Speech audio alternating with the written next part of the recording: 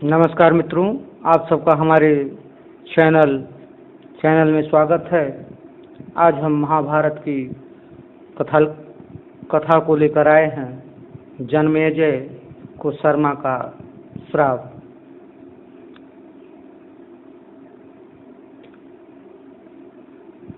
उग्रश्रवा जी कहते हैं, परीक्षित के पुत्र जन्मेजय अपने भाइयों के साथ कुरुक्षेत्र में दीर्घकाल तक चलने वाले यज्ञ का अनुष्ठान करते थे। उनके 3 भाई थे, श्रुतसेन, उग्रसेन और भीमसेन। वे तीनों उस यज्ञ में बैठे थे।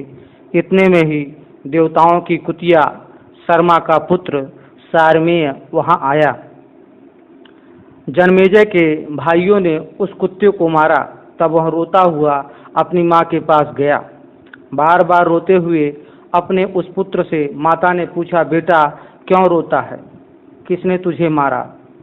माता के इस प्रकार पूछने पर उसने उत्तर दिया, माँ, मुझे जन्मेजय के भाइयों ने मारा है। तब माता उससे बोली, बेटा अवश्य ही तूने उनका कोई प्रकट रूप में अपराध किया होगा जिसके कारण उन्होंने तुझे मारा है। तब उसने माता से पुनः इस प्रकार कहा, मैंने कोई अपराध नहीं किया है, न तो उनके भविष्य की ओर देखा और न उसे चाटा ही है। यह सुनकर पुत्र के दुख से दुखी हुई उसकी माता शर्मा उस सत्र में आई जहाँ जन्मेजय अपने भाइयों के साथ दीर्घकालीन सत्र का यज्ञ का अनुष्ठान कर रहे थे। वहाँ क्रोध में भरी हुई शर्मा ने जन्मेजय से कहा, मेरे इस पुत्र ने तुम्हारा कोई अपराध नहीं किया था, न तो इसने भविष्य की ओर देखा और न उसे चाटा ही था, तब तुमने इसे क्यों मारा? किंतु जन्मेजय और उसके भाइयों ने इसका कुछ भी उत्तर नहीं दिया।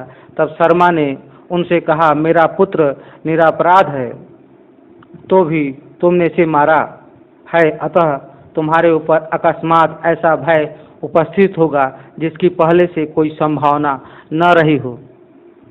देवताओं की कुतिया शर्मा के इस श्राप देने पर जन्मेजय को बड़ी घबराहट हुई और वे बहुत दुखी हो गए।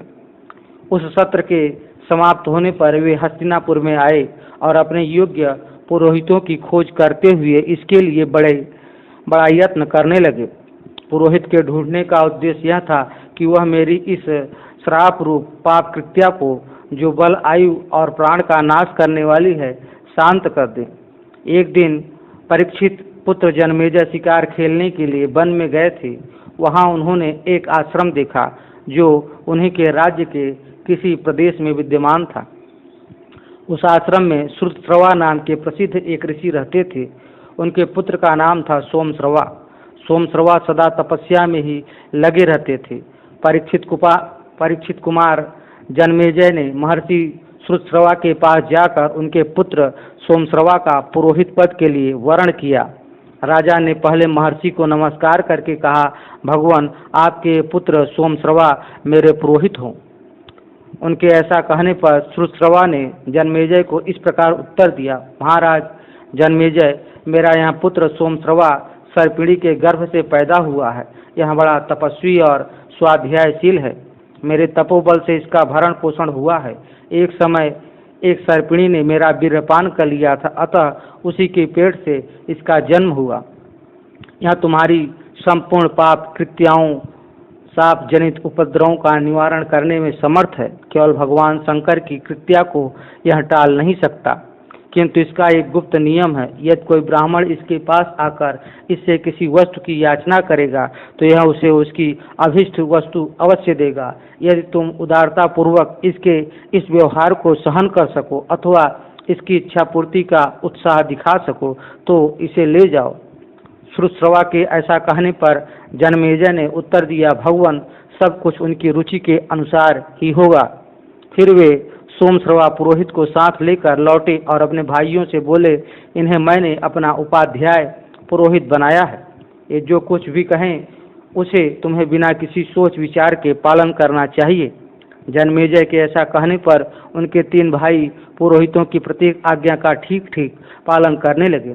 इधर राजा जन्मेजय अपने भाइयों को पूर्वोक्त आदेश देकर स्वयं तक्षशिला जीतने के लिए चले गए और उस प्रदेश को अपने अधिकार में कर लिया। गुरु की आज्ञा का किस प्रकार पालन करना चाहिए, इस विषय में आगे का प्रसंग कहा जाता है। इन्हीं दिनों अयोध्योम नाम से प्रसिद्ध एक महर्षि थे। उनके 3 शिष्य हुए, उपमन्यु, आरुणि, पांचाल तथा वेद। एक दिन उपाध्याय ने अपने एक शिष्य पांचाल देशवासी अरुणि को खेत पर भेजा और कहा, वत्स जाओ, क्यारियों की टूटी हुई मेड़ को बांध दो। उपाध्याय के इस प्रकार आदेश देने पर पांचाल देशवासी आरुणि वहां जाकर उस धान की क्यारी की मेड़ बांधने लगा, परंतु बांध न सका। मेड़ बांधने के प्रयत्न में ही परिश्रम करते करते उसे एक उपाय सूझ गया और वह मन ही मन बोल उठा, अच्छा ऐसा ही करूं। वह क्यारी की टूटी हुई मेड़ की जगह स्वयं ही लेट गया। उसके लेट जाने पर वहां का बहता हुआ जल रुक गया।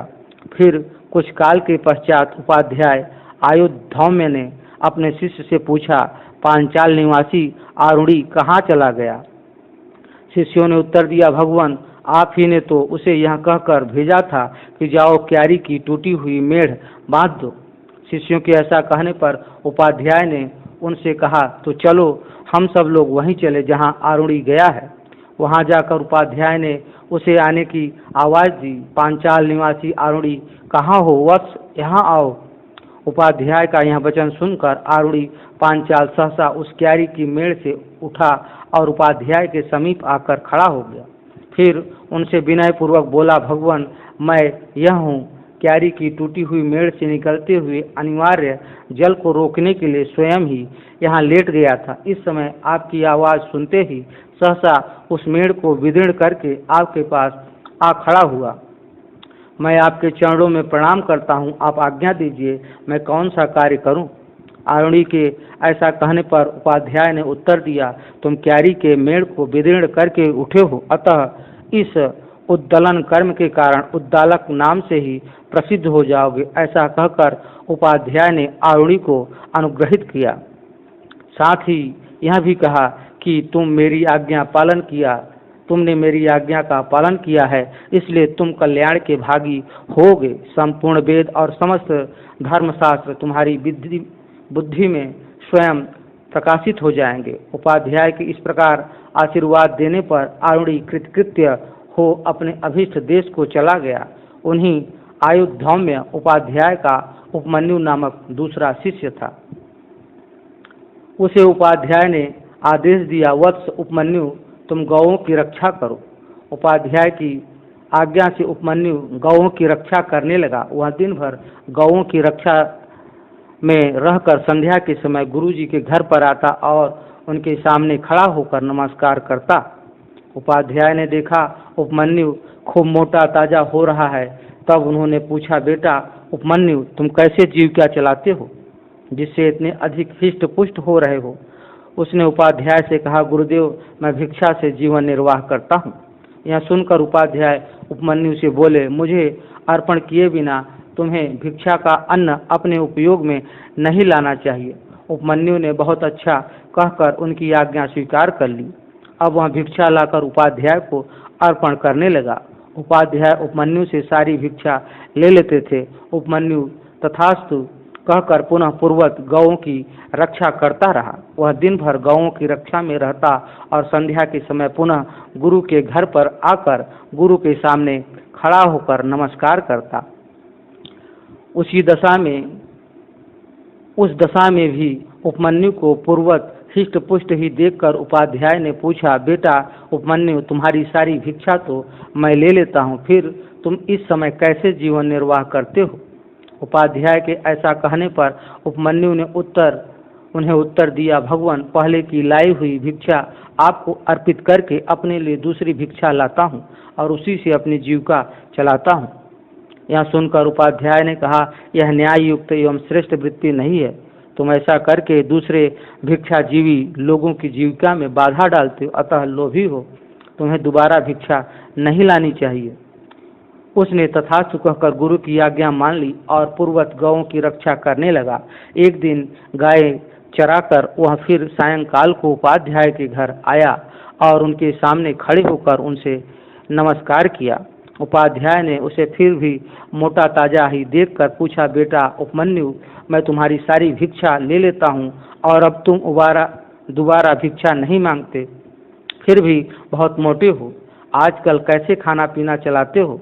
इस प्रकार पूछने पर उपमन्यु ने उपाध्याय को उत्तर दिया, भगवान, मैं इन गौओं के दूध से जीवन निर्वाह करता हूँ। यह सुनकर उपाध्याय ने उससे कहा, मैंने तुम्हें दूध पीने की आज्ञा नहीं दी है, अतः इन गौओं के दूध का उपयोग करना तुम्हारे लिए अनुचित है। उपमन्यु ने बहुत अच्छा कहकर दूध न पीने की भी प्रतिज्ञा कर ली और पूर्वत गोपालन करता रहा। एक दिन गोचारण के पश्चात वह पुनः उपाध्याय के घर आया और उनके सामने खड़ा होकर उनसे नमस्कार किया। उपाध्याय ने अब भी उसे हिष्ट पुष्ट देखकर पूछा, बेटा उपमन्यु, तुम भिक्षा का अन्न नहीं खाते, दोबारा भिक्षा भी नहीं मांगते और गौओं का दूध भी नहीं पीते, फिर भी बहुत मोटे हो, इस समय कैसे निर्वाह करते हो? इस प्रकार पूछने पर उसने उपाध्याय को उत्तर दिया, भगवान, ये बछड़े अपनी माताओं के स्तनों का दूध पीते समय जो फेन उगल देते हैं उसी को पी लेता हूँ।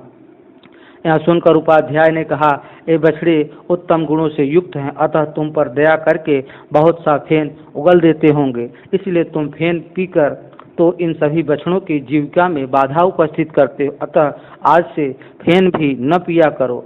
उपमन्यु ने बहुत अच्छा कहकर उसे न पीने की प्रतिज्ञा कर ली और पूर्वत गौओं की रक्षा करने लगा। इस प्रकार मना करने पर उपमन्यु न तो भिक्षा का अन्न खाता, न दोबारा भिक्षा लाता, न गौओं का दूध पीता और न बछड़ों के फेन को ही उपयोग में लाता था। अब वह भूखा रहने लगा। एक दिन वन में भूख से पीड़ित होकर उसने आक के पत्ते चबा लिए। आक के पत्ते खारे, तीखे, कड़वे और रूखे होते हैं। उनका परिणाम तीक्ष्ण होता है।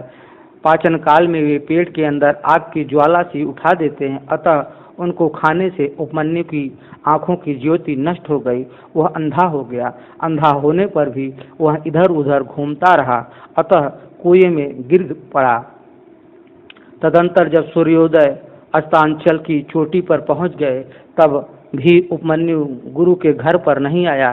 तो उपाध्याय ने शिष्यों से पूछा, उपमन्यु क्यों नहीं आया? वे बोले, वह तो गाय चराने के लिए वन में गया था।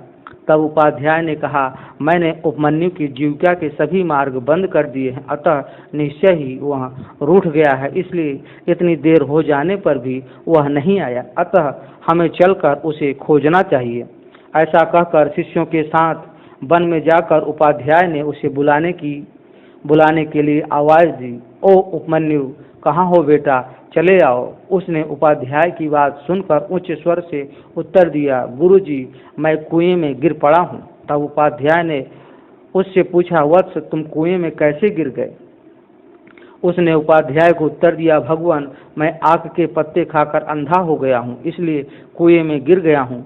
तब उपाध्याय ने कहा, वत्स, दोनों अश्वनी कुमार देवताओं के वैद्य हैं, तुम उन्हीं की स्तुति करो, वे तुम्हारी आंखें ठीक कर देंगे। उपाध्याय के ऐसा कहने पर उपमन्यु ने अश्वनी कुमार नामक दोनों देवताओं की ऋग्वेद के मंत्रों द्वारा स्तुति प्रारंभ की। हे अश्वनी कुमारों, आप दोनों सृष्टि से पहले विद्यमान थे, आप ही पूर्वज हैं, आप ही चित्रभानु है। मैं वाणी और तप के द्वारा आपकी स्तुति करता हूँ, क्योंकि आप अनंत हैं, दिव्य स्वरूप हैं, सुंदर पंख वाले, दो पक्षी की भांति सदा रहने वाले हैं, रजोगुण शून्य तथा अभिमान से रहित हैं, संपूर्ण विश्व में आरोग्य का विस्तार करते हैं।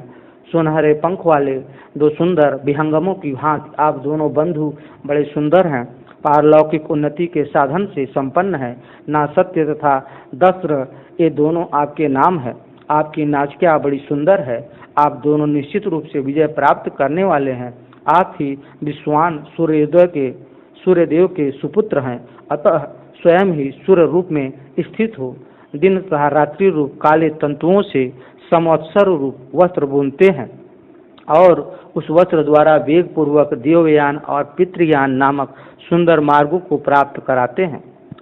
परमात्मा की काल शक्ति ने जीव रूपी पक्षी को अपना ग्रास बना रखा है। आप दोनों अश्वनी कुमार नामक जीवन मुक्त महापुरुषों ने ज्ञान देकर कैवल्य रूप महान सौभाग्य की प्राप्ति के लिए उस जीव को काल के बंधन से मुक्त किया है। माया के सहवासी अत्यंत अज्ञानी जीव जब तक राग आदि विषयों से आक्रांत हों, अपनी इंद्रियों के समक्ष नतमस्तक रहते हैं, तब तक वे अपने आप को शरीर से आबद्ध ही मानते हैं। दिन एवं रात ये मनोवांछित फल देने वाली 360 दुधारू गौवें हैं, और वे सब एक ही संवत्सर रूपी बछड़े को जन्म देती हैं और उसको पुष्ट करती हैं। वो बछड़ा सबका उत्पादक और संहारक है।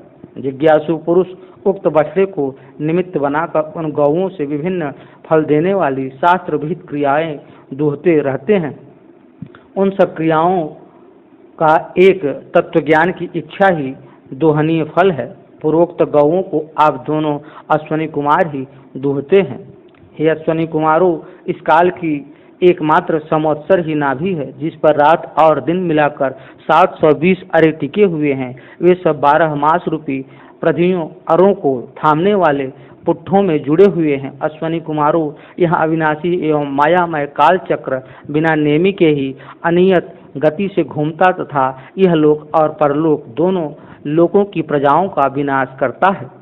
अश्वनी कुमारों, मेष आदि 12 राशियां जिसके 12 अरे हैं, 6 ऋतुएं जिसकी 6 नाभियां हैं, और संवत्सर जिसकी एक धुरी है, वह एकमात्र काल चक्र सब ओर चल रहा है। यही कर्म फल को धारण करने वाला आधार है। इसी में संपूर्ण कालाभिमानी देवता स्थित हैं। आप दोनों मुझे इस काल चक्र से मुक्त करें, क्योंकि मैं यहाँ जन्म आदि के दुख से अत्यंत कष्ट पा रहा हूँ। हे अश्वनी कुमारों, आप दोनों में सदाचार का बाहुल्य है। आप अपने सुयश से चंद्रमा, अमृत तथा जल की उज्ज्वलता को भी तिरस्कृत कर देते हैं। इस समय मेरु पर्वत को छोड़कर आप पृथ्वी पर सानंद विचर रहे हैं। आनंद और बल की वर्षा करने के लिए आप दोनों भाई दिन में प्रस्थान करते हैं। हे अश्वनी कुमारों, आप दोनों ही सृष्टि के प्रारंभ काल में पूर्वादि 10 दिशाओं को प्रकट करते उनका ज्ञान कराते हैं। उन दिशाओं के मस्तक अर्थात अंतरिक्ष लोक में रथ से यात्रा करने वाले तथा सबको समान रूप से प्रकाश देने वाले सूर्य देव का और आकाश आदि 5 भूतों का भी आप ही ज्ञान कराते हैं।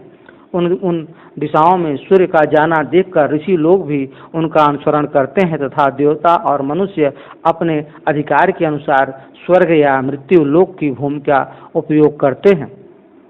हे अश्वनी कुमारों, आप अनेक रंग की वस्तुओं के सम्मिश्रण से सब प्रकार की औषधियां तैयार करते हैं, जो संपूर्ण विश्व का पालन पोषण करती है। वे प्रकाशमान औषधियां सदा आपका अनुसरण करती हुई आपके साथ ही विचरती हैं। देवता और मनुष्य आदि प्राणी अपने अधिकार के अनुसार स्वर्ग और मर्त्यलोक की भूमि में रहकर उन औषधियों का सेवन करते हैं।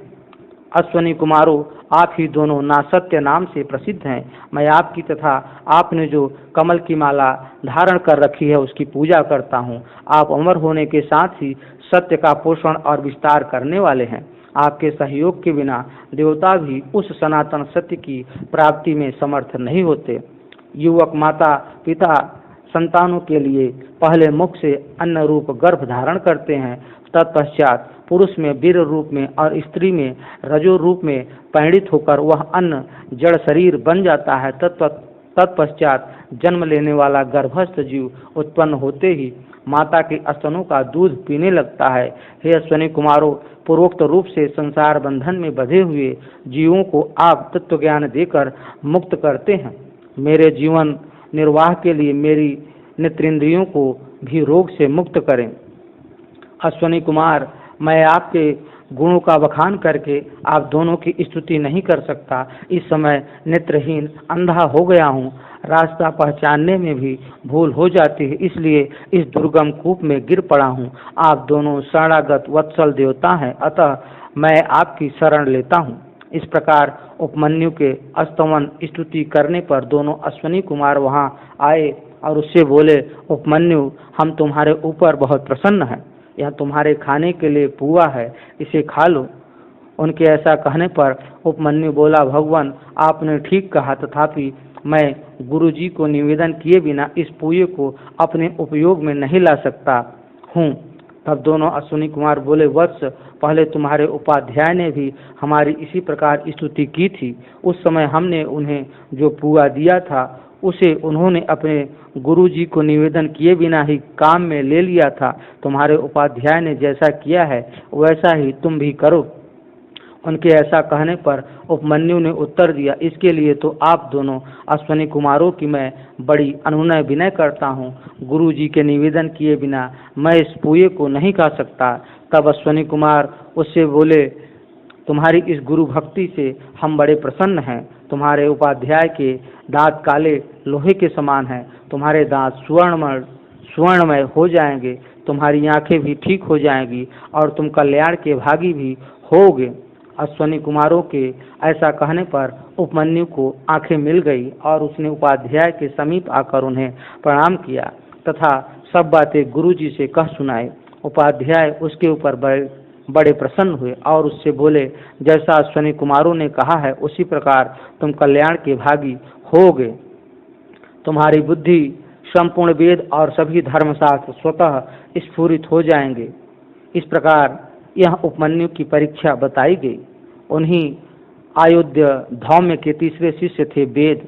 उन्हें उपाध्याय ने आज्ञा दी, वत्स वेद, तुम कुछ काल तक यहाँ मेरे घर में निवास करो, सदा शुश्रूषा में लगे रहना, इससे तुम्हारा कल्याण होगा।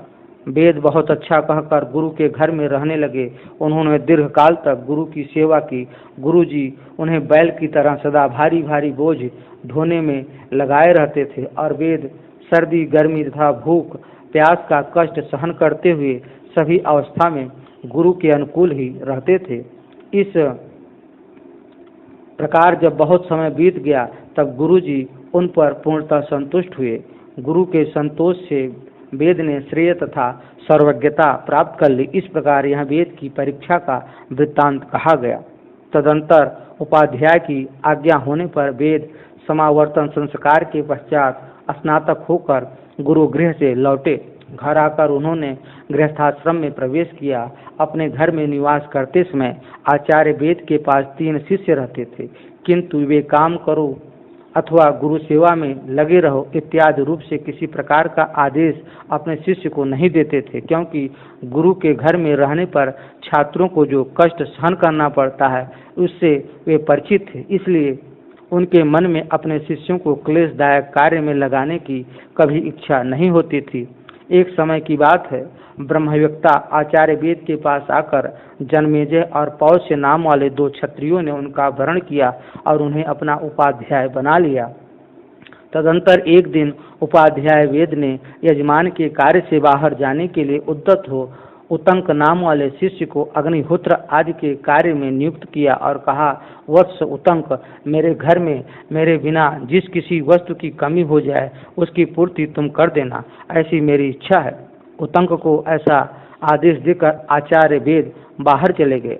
उतंक गुरु की आज्ञा का पालन करते हुए सेवा परायण हो गुरु के घर में रहने लगे। वहाँ रहते समय उन्हें उपाध्याय के आश्रम में रहने वाली सब स्त्रियों ने मिलकर बुलाया और कहा, तुम्हारी गुरु पत्नी रजस्वला हुई है और उपाध्याय परदेश गए हैं, उनका यह ऋतुकाल जिस प्रकार निष्फल न हो वैसा करो। इसके लिए गुरु पत्नी बड़ी चिंता में पड़ी है। यह सुनकर उतंक ने उत्तर दिया, मैं स्त्रियों के कहने से यह न करने योग्य निंद कर्म नहीं कर सकता। उपाध्याय ने मुझे ऐसी आज्ञा नहीं दी है कि तुम न करने योग्य कार्य भी कर डालना। इसके बाद कुछ काल बीतने पर उपाध्याय वेद परदेश से अपने घर लौट आए। आने पर उन्हें उतंक का सारा वृत्तांत मालूम हुआ। इससे वे बड़े प्रसन्न हुए और बोले, बेटा उतंक, तुम्हारा कौन सा प्रिय कार्य करूं? तुमने धर्म पूर्वक मेरी सेवा की है, इससे हम दोनों की एक दूसरे के प्रति प्रीति बहुत बढ़ गई है। अब मैं तुम्हें घर लौटने की आज्ञा देता हूँ, जाओ, तुम्हारी सभी कामनाएं पूर्ण होंगी। गुरु के ऐसा कहने पर उतंक बोले, भगवान, मैं आपका कौन सा प्रिय कार्य करूं? वृद्ध पुरुष कहते भी हैं, जो अधर्म पूर्वक अध्यापन या उपदेश करता है अथवा जो अधर्म पूर्वक प्रश्न या अध्ययन करता है, उन दोनों में से एक गुरु अथवा शिष्य मृत्यु एवं विद्वेष को प्राप्त होता है। अतः आपकी आज्ञा मिलने पर मैं अभिष्ट गुरु दक्षिणा भेंट करना चाहता हूँ। उतंक के ऐसा कहने पर उपाध्याय बोले, बेटा उतंक, तब कुछ दिन और यहीं ठहरो। तदंतर किसी दिन उतंक ने फिर उपाध्याय से कहा, भगवान आज्ञा दीजिए, मैं आपको कौन सी प्रिय वस्तु गुरु दक्षिणा के रूप में भेंट करूं।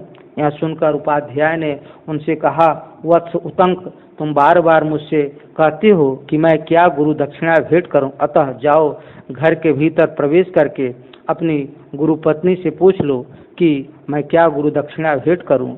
वे जो बतावें वही वस्तु उन्हें भेंट करूं। उपाध्याय के ऐसा कहने पर उतंक ने गुरु पत्नी से पूछा, देवी, उपाध्याय ने मुझे घर जाने की आज्ञा दी है, अतः मैं आपको कोई अभीष्ट वस्तु गुरु दक्षिणा के रूप में भेंट करके गुरु के ऋण से उऋण होकर जाना चाहता हूँ, अतः आप आज्ञा दें, मैं गुरु दक्षिणा के रूप में कौन सी वस्तु ला दूं। उतंक के ऐसा कहने पर गुरुपत्नी उनसे बोली, वत्स, तुम राजा पौष्य के यहाँ उनकी छत्राणी पत्नी ने जो दोनों कुंडल पहन रखे हैं उन्हें मांग लाने के लिए जाओ और उन कुंडलों को शीघ्र ले आओ। आज के चौथे दिन पुण्य व्रत होने वाला है। मैं उस दिन कानों में उन कुंडलों को पहनकर सुशोभित हो ब्राह्मण को भोजन परोसना चाहती हूँ, अतः तुम मेरा यह मनोरथ पूर्ण करो, तुम्हारा कल्याण होगा, अन्यथा कल्याण की प्राप्ति कैसे संभव है। गुरु पत्नी के ऐसा कहने पर उतंक वहां से चल दिए। मार्ग में जाते समय उन्होंने एक बहुत बड़े बैल को और उस पर चढ़े हुए एक विशालकाय पुरुष को भी देखा। उस पुरुष ने उतंक से कहा, उतंक, तुम इस बैल का गोबर खा लो। किंतु उसके ऐसा कहने पर भी उतंक को वह गोबर खाने की इच्छा नहीं हुई। तब वह पुरुष फिर उनसे बोला, उतंक, खा लो, विचार न करो, तुम्हारे उपाध्याय ने भी पहले इसे खाया था। उसके पुनः ऐसा कहने पर उतंक ने बहुत अच्छा कहकर उसकी बात मान ली और उस बैल के गोबर तथा मूत्र को खा पीकर उतावली के कारण खड़े खड़े ही आचमन किया। फिर वे चल दिए।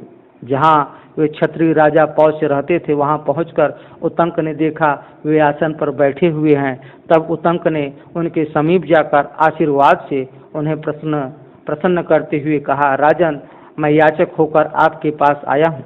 राजा ने उन्हें प्रणाम करके कहा, भगवान, मैं आपका सेवक पौष्य हूँ, कहिए किस आज्ञा का पालन करूँ। उतंक ने पौष्य से कहा, राजन, मैं गुरु दक्षिणा के निमित्त 2 कुंडलों के लिए आपके पास यहाँ आया हूँ। आपकी छत्राणी ने जिन्हें पहन रखा है उन्हीं दोनों कुंडलों को आप मुझे दे दें, यह आपके योग्य कार्य है।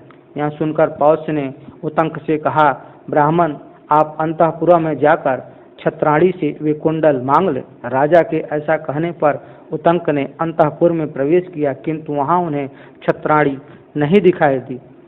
तब वे पुनः राजा पौष्य के पास आकर बोले, राजन, आप मुझे संतुष्ट करने के लिए झूठी बात कहकर मेरे साथ छल कर रहे हैं, यह आपको शोभा नहीं देता है। आपके अंतःपुर में छत्राणी नहीं है, क्योंकि वहां वे मुझे नहीं दिखाई देती हैं। उतंक के ऐसा कहने पर पौष्य ने एक क्षण तक विचार करके उन्हें उत्तर दिया, निश्चय ही आप झूठे मुँह हैं। स्मरण तो कीजिए, क्योंकि मेरी छत्राणी पतिव्रता होने के कारण उचिष्ट अपवित्र मनुष्य के द्वारा नहीं देखी जा सकती है। आप उचिष्ट होने के कारण अपवित्र हैं, इसलिए वे आपकी दृष्टि में नहीं आ रही हैं। उनके ऐसा कहने पर उतंक ने स्मरण करके कहा, हाँ, अवश्य ही मुझ में अशुद्धि रह गई है। यहाँ की यात्रा करते समय मैंने खड़े होकर चलते चलते आचमन किया है। तब पौष्य ने उनसे कहा, ब्राह्मण, यही आपके द्वारा विधि का उल्लंघन हुआ। खड़े होकर और शीघ्रता पूर्वक चलते चलते किया हुआ आचमन नहीं के बराबर है। तत्पश्चात उतंक राजा से, ठीक है, ऐसा कहकर हाथ पैर और मुंह भली भांति धोकर पूर्वाभिमुख हो आसन पर बैठे और हृदय तक पहुँचने योग्य शब्द तथा फेन से रहित शीतल जल के द्वारा 3 बार आचमन करके उन्होंने 2 बार अंगूठे के मूल भाग से मुख पोछा और नेत्र, नासिका आदि इंद्रियां गोलकों का जल सहित अंगुलियों द्वारा स्पर्श करके अंतःपुर में प्रवेश किया। तब उन्होंने छत्राणी का दर्शन हुआ। महारानी उतंक को देखते ही उठकर खड़ी हो गई और प्रणाम करके बोली, भगवान, आपका स्वागत है, आज्ञा दीजिए, मैं क्या सेवा करूं। उतंक ने महारानी से कहा, देवी, मैंने गुरु के लिए आपके दोनों कुंडलों की याचना की है, वे ही मुझे दे दो। महारानी उतंक के उस सद्भाव गुरु भक्ति से बहुत प्रसन्न हुई। उन्होंने यह सोचकर कि ये सुपात्र ब्राह्मण है, इन्हें निराश नहीं लौटाना चाहिए, अपने दोनों कुंडल स्वयं उतारकर उन्हें दे दिए और उनसे कहा, ब्राह्मण नागराज तक्षक इन कुंडलों को पाने के लिए बहुत प्रयत्नशील है, अतः आपको सावधान होकर इन्हें ले जाना चाहिए। रानी के ऐसा कहने पर उतंक ने उन छत्राणी से कहा, देवी आप निश्चिंत रहे, नागराज तक्षक मुझसे भिड़ने का साहस नहीं कर सकता है। महारानी से ऐसा कहकर उनसे आज्ञा लेकर उतंक राजा पौष्य के निकट आए और बोले, महाराज पौष्य, मैं बहुत प्रसन्न हूँ और आपसे विदा लेना चाहता हूँ। यह सुनकर पौष्य ने उतंक से कहा, भगवान, बहुत दिनों पर कोई सुपात्र ब्राह्मण मिलता है, आप गुणवान अतिथि पधारे हैं, अतः मैं श्राद्ध करना चाहता हूँ, आप इसमें समय दीजिए। तब उतंक ने राजा से कहा, मेरा समय तो दिया ही हुआ है, किंतु शीघ्रता चाहता हूँ। आपके यहाँ जो शुद्ध एवं सुसंस्कृत भोजन तैयार हो उसे मंगाइए। राजा ने बहुत अच्छा कहकर जो भोजन सामग्री प्रस्तुत की उसके द्वारा उन्हें भोजन कराया गया, परंतु जब भोजन सामने आया तब उतंक ने देखा उसमें बाल पड़ा है और वह ठंडा हो चुका है, फिर तो यह अपवित्र अन्न है। ऐसा निश्चय करके वे राजा पौष्य से बोले, आप मुझे अपवित्र अन्न दे रहे हैं, अतः अंधे हो जाएंगे। तब पौष्य भी उनके श्राप के बदले श्राप देते हुए कहा, आप शुद्ध अन्न को भी दूषित बता रहे हैं, अतः आप भी संतानहीन हो जाएंगे। तब उतंक राजा पौष्य से बोले, महाराज, अपवित्र अन्न देकर फिर बदले में श्राप देना आपके लिए कदापि उचित नहीं है, अतः पहले अन्न को ही प्रत्यक्ष देख लीजिए। तब पौष्य ने उस अन्न को अपवित्र देखकर उसकी अपवित्रता के कारण का पता लगाया। वह भोजन खुले केस वाली स्त्री ने तैयार किया था, अतः उसमें केस पड़ गया था। देर का बना होने से वह ठंडा भी हो गया था, इसलिए वह अपवित्र है। इस निश्चय पर पहुंचकर राजा ने उतंक ऋषि को प्रसन्न करते हुए कहा, भगवान, यह केश युक्त और शीतल अन्न अनजाने में आपके पास लाया गया है, अतः इस अपराध के लिए मैं आपसे क्षमा मांगता हूँ। आप ऐसी कृपा कीजिए जिससे मैं अंधा न हूँ। तब उतंक ने राजा से कहा, राजन, मैं झूठ नहीं बोलता, आप पहले अंधे होकर फिर थोड़े ही दिनों में इस दोष से रहित हो जाएंगे। अब आप भी ऐसी चेष्टा करें जिससे आपका दिया हुआ श्राप मुझ पर लागू न हो। यह सुनकर पौष्य ने उतंक से कहा, मैं श्राप को लौटाने में असमर्थ हूँ, मेरा क्रोध अभी तक शांत नहीं हो रहा है। क्या आप यह नहीं जानते कि ब्राह्मण का हृदय मक्खन के समान मुलायम और जल्दी पिघलने वाला होता है, केवल उसकी वाणी में ही तीखी धार वाले छुरे सा प्रभाव होता है, किंतु ये दोनों ही बातें क्षत्रिय के लिए विपरीत हैं। उसकी वाणी तो नवनीत के समान कोमल होती है, लेकिन हृदय पैनी धार वाले छुरे के समान तीखी होती है या तीखा होता है। अतः ऐसी दशा में कठोर हृदय होने के कारण मैं उस श्राप को बदलने में असमर्थ हूँ, इसलिए आप जाइए। तब उतंक बोले, राजन, आपने अन्न की अपवित्रता देखकर मुझसे क्षमा के लिए अनुनय विनय की है, किंतु पहले आपने कहा था कि तुम शुद्ध अन्न को दूषित बता रहे हो, इसलिए संतानहीन हो जाओगे। इसके बाद अन्न का दोष युक्त होना प्रमाणित हो गया, अतः आपका यह श्राप मुझ पर लागू नहीं होगा। अब हम अपना कार्य साधन कर रहे हैं। ऐसा कहकर उतंक दोनों कुंडलों को लेकर वहां से चल दिए। मार्ग में उन्होंने अपने पीछे आते हुए एक नग्न छपड़क को देखा जो बार बार दिखाई देता और छिप जाता। कुछ दूर जाने के बाद उतंक ने उन कुंडलों को एक जलाशय के किनारे भूमि पर रख दिया और स्वयं जल संबंधी कृत्य, शौच, स्नान, आचमन, संध्या तर्पण आदि करने लगे। इतने में ही वह छपड़क बड़ी उतावली के साथ वहां आया और दोनों कुंडलों को लेकर वहां से भाग गया, चंपत हो गया। उतंक ने स्नान, तर्पण आदि जल संबंधी कार्य पूर्ण करके शुद्ध एवं पवित्र होकर देवताओं तथा गुरुओं को नमस्कार किया और जल से बाहर निकलकर बड़े वेग से उस छपड़क का पीछा किया। वास्तव में वह नागराज तक्षक ही था। दौड़ने से उतंक के अत्यंत समीपवर्ती हो गया। उतंक ने उसे पकड़ लिया। पकड़ में आते ही उसने छपड़क का रूप त्याग दिया और तक्षक नाग का रूप धारण करके वह सहसा प्रकट हुए, पृथ्वी के एक बहुत बड़े बीवर में घुस गया। बिल में प्रवेश करके वह नागलोक में अपने घर चला गया। तदंतर उस छत्राणी की बात का स्मरण करके उतंक ने नागलोक तक उस तक्षक का पीछा किया। पहले तो उन्होंने उस बीवर को अपने डंडे की लकड़ी से खोदना आरंभ किया, किंतु इसमें उन्हें सफलता न मिली। उस समय इंद्र ने उन्हें क्लेश उठाते हुए देखा तो उनकी सहायता के लिए अपना वज्र भेज दिया। उन्होंने वज्र से कहा, जाओ इस ब्राह्मण की सहायता करो। तब वज्र ने डंडे की लकड़ी में प्रवेश करके उस बिल को विदीर्ण कर दिया। इससे पाताल लोक में जाने के लिए मार्ग बन गया। तब उतंक उस बिल में घुस गए और उसी मार्ग से भीतर प्रवेश करके उन्होंने नागलोक का दर्शन किया, जिसकी कहीं सीमा नहीं थी, जो अनेक प्रकार के मंदिरों, महलों, झुके हुए छज्जों वाले ऊंचे ऊंचे मंडपों तथा सैकड़ों दरवाजों से सुशोभित और छोटे बड़े अद्भुत क्रीड़ा स्थानों से व्याप्त था। वहां उन्होंने इन श्लोकों द्वारा उन नाग का स्तवन किया। ऐरावत जिनके राजा हैं, जो समरांगण में विशेष शोभा पाते हैं, बिजली और वायु प्रेरित हो जल की वर्षा कराने वाले बादलों की भांति बाणों की धारावाहिक दृष्टि करते हैं, उन सर्पों की जय हो। ऐरावत कुल में उत्पन्न नागगणों में से कितने ही सुंदर रूप वाले हैं। उनके अनेक रूप हैं। वे विचित्र कुंडल धारण करते हैं तथा आकाश में सूर्य देव की भांति स्वर्गलोक में प्रकाशित होते हैं। गंगा जी के उत्तर तट पर बहुत से नागों के घर हैं। वहाँ रहने वाले बड़े बड़े सर्पों की भांति मैं स्तुति करता हूँ, सर्पों की भी मैं स्तुति करता हूँ। ऐरावत नाग के सिवाय दूसरा कौन है जो सूर्य देव की प्रचंड किरणों के सैन्य में विचरने की इच्छा कर सकता है। ऐरावत के भाई धृतराष्ट्र जब सूर्यदेव के साथ प्रकाशित होते और चलते हैं, उस समय 28,008 सर्प सूर्य के घोड़ों की बागडोर बनकर जाते हैं, जो इनके साथ जाते हैं और जो दूसरे मार्ग पर जा पहुंचते हैं। ऐरावत के उन सभी छोटे बंधुओं को मैंने नमस्कार किया है, जिनका निवास सदा कुरुक्षेत्र और खांडव वन में रहा है।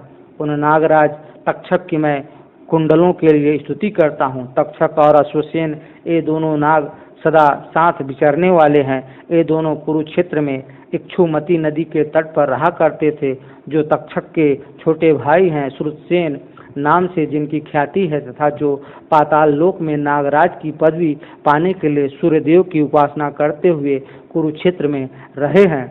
उन महात्मा को मैं सदा नमस्कार करता हूँ। इस प्रकार उन श्रेष्ठ नागों की स्तुति करने पर भी जब ब्रह्मर्षि उतंक उन कुंडलों को न पा सके तो उन्हें बड़ी चिंता हुई। इस प्रकार नागों की स्तुति करते रहने पर भी जब उन दोनों कुंडलों को प्राप्त न कर सके, तब उन्हें वहां दो स्त्रियां दिखाई दी, जो सुंदर करघे पर रखकर सूत के ताने में वस्त्र बुन रही थी। उस ताने में उतंक मुनि ने काले और सफेद दो प्रकार के सूत और 12 अरों का एक चक्र भी देखा, जिसे 6 कुमार घुमा रहे थे। वहीं एक श्रेष्ठ पुरुष भी दिखाई दिए, जिसके साथ एक दर्शनीय अश्व भी था। उतंक ने इन मंत्र तुल्य श्लोकों द्वारा उनकी स्तुति की। यह जो अविनाशी काल चक्र निरंतर चल रहा है, इसके भीतर 360 अरे हैं, 24 पर्व हैं और इस चक्र को 6 कुमार घुमा रहे हैं। यह संपूर्ण विश्व जिनका स्वरूप है, ऐसी 2 युवतियां सदा काले और सफेद तंतुओं को इधर उधर चलाती हुई इस वासना जाल रूपी वस्त्रों को बुन रही हैं, तथा वे ही संपूर्ण भूतों और समस्त भुवनों का निरंतर संचालन करती हैं। जो महात्मा वज्र धारण करके तीनों लोकों की रक्षा करते हैं, जिन्होंने वृतासुर का वध तथा नमुची दानों का संहार किया है, जो काले रंग के 2 वस्त्र पहनते हैं और लोक में सत्य एवं असत्य का विवेचन करते हैं, जल से प्रकट हुए प्राचीन वैश्वानर रूप अश्व को वाहन बनाकर उस पर चढ़ते हैं, तथा जो तीनों लोकों के शासक हैं, उन जगदीश्वर पुरंदर को मेरा नमस्कार है। तब वह पुरुष उतंक से बोला, ब्राह्मण, मैं तुम्हारे इस स्त्रोत से बहुत प्रसन्न हूँ। कहो, तुम्हारा कौन सा प्रिय कार्य करूँ? यह सुनकर उतंक ने कहा, सब नाग मेरे अधीन हो जाएं।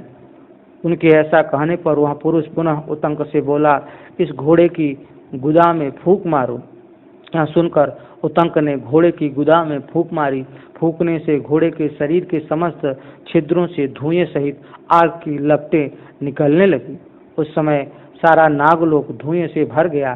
फिर तो तक्षक घबरा गया और आग की ज्वाला के भय से दुखी हो दोनों कुंडल लिए सहसा घर से निकल आया और उतंक से बोला, ब्राह्मण, आप ये दोनों कुंडल ग्रहण कीजिए। उतंक ने उन कुंडलों को ले लिया। कुंडल लेकर वे सोचने लगे, अहो, आज ही गुरु पत्नी का वहाँ पुण्यक व्रत है और मैं बहुत दूर चला आया हूँ। ऐसी दशा में किस प्रकार इन कुंडलों द्वारा उनका सत्कार कर सकूंगा। तब इस प्रकार चिंता में पड़े हुए उतंक से उस पुरुष ने कहा, उतंक, इसी घोड़े पर चढ़ जाओ, यह तुम्हें क्षण भर में उपाध्याय के घर पहुंचा देगा। बहुत अच्छा कहकर उतंक उस घोड़े पर चढ़े और तुरंत उपाध्याय के घर आ पहुंचे। इधर गुरु पत्नी स्नान करके बैठी हुई अपने केस संवार रही थी। उतंक अब तक नहीं आया, यह सोचकर उन्होंने शिष्यों को श्राप देने का विचार किया। इसी बीच उतंक ने उपाध्याय के घर में प्रवेश करके गुरु पत्नी को प्रणाम किया और उन्हें वे दोनों कुंडल दे दिए। तब गुरु पत्नी ने उतंक से कहा, उतंक, तू ठीक समय पर उचित समय में आ पहुंचा है। वत्स, तेरा स्वागत है। अच्छा हुआ जो बिना अपराध ही तुझे श्राप नहीं दिया, बिना अपराध के ही तुझे श्राप नहीं दिया। तेरा कल्याण उपस्थित है, तुझे सिद्धि प्राप्त हो। तदंतर उतंक ने उपाध्याय के चरणों में प्रणाम किया। उपाध्याय ने उससे कहा, वत्स उतंक, तुम्हारा स्वागत है, लौटने में देर क्यों लगाए। तब उतंक ने उपाध्याय को उत्तर दिया, भगवान, नागराज तक्षक ने इस कार्य में विघ्न डाल दिया था, इसलिए मैं नागलोक में चला गया था। वहीं मैंने दो स्त्रियां देखी जो करघे पर सूत काट रही थी। सूत रखकर कपड़ा बुन रही थी। उस करघे में काले और सफेद रंग के सूत लगे थे। वह सब क्या था। वहीं मैंने एक चक्र भी देखा जिसमें 12 अरे थे। 6 कुमार उस चक्र को घुमा रहे थे। वह भी क्या था। वहाँ एक पुरुष भी मेरे देखने में आया। वह कौन था। तथा एक बहुत बड़ा अश्व भी दिखाई दिया। वह कौन था। इधर से जाते समय मार्ग में मैंने एक बैल देखा था। उस पर एक पुरुष सवार था। उस पुरुष ने मुझसे आग्रह पूर्वक कहा, उतंक, इस बैल का गोबर खा लो, तुम्हारे उपाध्याय ने भी पहले इसे खाया है। तब उस पुरुष के कहने से मैंने उस बैल का गोबर खा लिया। अतः वह बैल और पुरुष कौन थे, मैं आपके मुख से सुनना चाहता हूँ। वह सब क्या था। उतंक के इस प्रकार पूछने पर उपाध्याय ने उत्तर दिया, वह जो दोनों स्त्रियां थी वे धाता और विधाता हैं। जो काले और सफेद तंतु थे वे रात और दिन हैं। 12 अरों से युक्त चक्र को जो 6 कुमार घुमा रहे थे वे 6 ऋतुएं हैं। 12 महीने ही 12 अरे हैं। संवत्सर ही वह चक्र है। जो पुरुष था वह पर्जन्य इंद्र है। जो अश्व था वह अग्नि है। इधर से जाते समय मार्ग में तुमने जिस बैल को देखा था वह नागराज ऐरावत है और जो उस पर चढ़ा हुआ पुरुष था वह इंद्र है। तुमने बैल के जिस गोबर को खाया वह अमृत था, इसलिए तुम नागलोक में जाकर भी नहीं मरे। वे भगवान इंद्र मेरे सखा हैं। तुम पर कृपा करके ही उन्होंने यह अनुग्रह किया है। यही कारण है कि तुम दोनों कुंडल लेकर फिर यहाँ लौट आए। अतः सौम्य, अब तुम जाओ, मैं तुम्हें जाने की आज्ञा देता हूँ। तुम कल्याण के भागी होगे। उपाध्याय की आज्ञा पाकर उतंक तक्षक के प्रति कुपित हो उससे बदला लेने की इच्छा से हस्तिनापुर की ओर चल दिया। हस्तिनापुर में पहुंचकर विप्रवर उतंक राजा जनमेजय से मिले। जनमेजय पहले तक्षशिला गए थे। वहां जाकर पूर्ण विजय पा चुके थे। उतंक ने मंत्रियों से घिरे हुए उत्तम विजय से संपन्न राजा जनमेजय को देखकर पहले उन्हें न्यायपूर्वक जय संबंधी आशीर्वाद दिया। तत्पश्चात उचित समय पर उपरयुक्त शब्दों से विभूषित वाणी द्वारा उनसे इस प्रकार कहा। उतंक बोले, नृपश्रेष्ठ, जहाँ तुम्हारे लिए करने योग्य दूसरा कार्य उपस्थित हो वहाँ अज्ञानवश तुम कोई और ही कार्य कर रहे हो। उग्रश्रवा जी कहते हैं, विप्रवर उतंक के ऐसा कहने पर राजा जनमेजय ने उन द्विज श्रेष्ठ का विधि पूर्वक पूजन किया और इस प्रकार कहा। जनमेजय बोले, ब्राह्मण, मैं इन प्रजाओं की रक्षा द्वारा अपने क्षत्रिय धर्म का पालन करता हूँ। बताइए, आज मेरे करने योग्य कौन सा कार्य उपस्थित है जिसके कारण आप यहाँ पधारे हैं। उग्रश्रवा जी कहते हैं, राजाओं में श्रेष्ठ जन्मेजय के इस प्रकार कहने पर पुण्यात्माओं में अग्रगण्य विप्रवर उतंक ने उन उदार हृदय वाले नरेश से कहा, महाराज, वह कार्य मेरा नहीं आपका ही है, आप उसे अवश्य कीजिए। पिता की हत्या, भोपाल शिरोमणि नागराज तक्षक ने आपके पिता की हत्या की है, अतः आप उस दुरात्मा सर्प से इसका बदला लीजिए। मैं समझता हूँ शत्रुनाशन कार्य की सिद्धि के लिए जो सर्प यज्ञ रूप कर्म शास्त्रों में देखा गया है, उसके अनुष्ठान का यह उचित अवसर प्राप्त हुआ है। अतः राजन, अपने महात्मा पिता की मृत्यु का बदला आप अवश्य लें। यद्यपि आपके पिता महाराज परीक्षित ने कोई अपराध नहीं किया था, तो भी उस दुष्टात्मा सर्प ने उन्हें डस लिया और वे वज्र के मारे हुए वृक्ष की भांति तुरंत ही गिरकर काल के गाल में चले गए। सर्पों में अधम तक्षक अपने बल के घमंड से उन्मत्त रहता है। उस पापी ने यह बड़ा भारी अनुचित कर्म किया है जो आपके पिता को डस लिया है। वह महाराज परीक्षित राजऋषियों के वंश की रक्षा करने वाले और देवताओं के समान तेजस्वी थे। काश्यप नामक एक ब्राह्मण आपके पिता की रक्षा करने के लिए उनके पास आना चाहते थे, किंतु उस पापाचारी ने उन्हें लौटा दिया। अतः महाराज, आप सर्प यज्ञ का अनुष्ठान करके उसकी प्रज्वलित अग्नि में उस पापी को होम दीजिए और जल्दी से जल्दी यह कार्य कर डालिए। ऐसा करके आप अपने पिता की मृत्यु का बदला चुका सकेंगे एवं मेरा भी अत्यंत प्रिय कार्य संपन्न हो जाएगा। समची पृथ्वी का पालन करने वाले नरेश तक्षक बड़ा दुरात्मा है। पाप रहित महाराज, मैं गुरु जी के लिए एक कार्य करने जा रहा था जिसमें उस दुष्ट ने बहुत बड़ा विघ्न डाल दिया था। उग्रश्रवा जी कहते हैं, महर्षियों, यह समाचार सुनकर राजा जन्मेजय तक्षक पर कुपित हो उठे। उतंक के वाक्य ने उनकी क्रोधाग्नि में घी का काम किया।